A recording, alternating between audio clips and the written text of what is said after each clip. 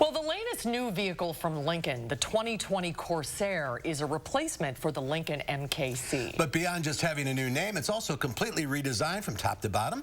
Let's roll out the red carpet. That's the color of our test vehicle as we go behind the wheel with Harvey Briggs. Do you feel like Matthew McConaughey driving this? All right. I do. You've seen the commercials. All right. Lincoln is trying to bring prestige and luxury back to the brand, and the company thinks the Corsair is part of the answer.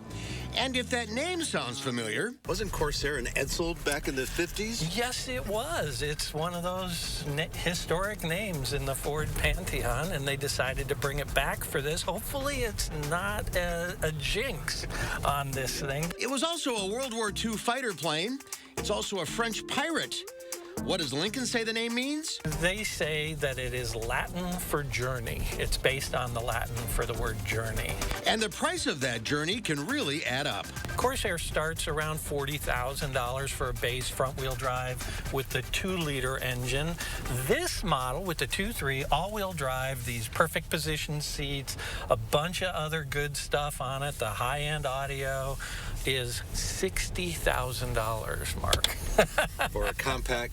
For a compact crossover, and that is pretty much right in line with where BMW and Mercedes price their top-of-the-line compact crossovers, and Audi and those guys. So Lincoln has basically said, we're tired of being just as good but cheaper. It's based on the new Ford Escape, but it has high-end materials everywhere. Nice stitching.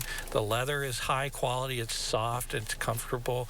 The gapping on these things is good. I don't see a lot of the things I used to see and worry about on some of the Ford products. And then just the overall design, by moving the transmission up here in this piano key configuration, now you free up all this room down here. There are 5 drive modes: normal to eco, or conserve as they call it.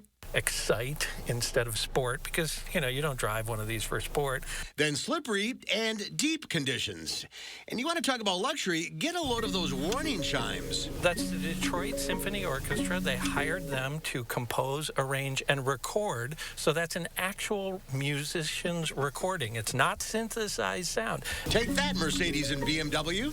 Does it have the cachet as the Germans? Yeah, that's the big question, and it's that brand value. Does it really evoke that? And there comes a point of time where you either say, hey, I'm worth it and this is what you're going to pay, or you have to resign yourself to being a cheaper alternative, and Lincoln doesn't want to be that anymore.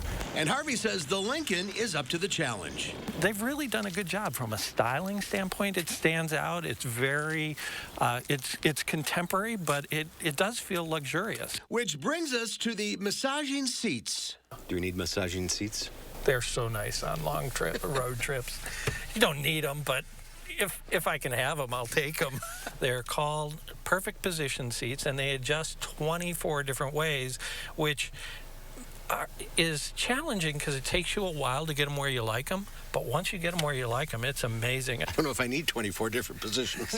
Who needs anything, Mark? It's really about what you deserve.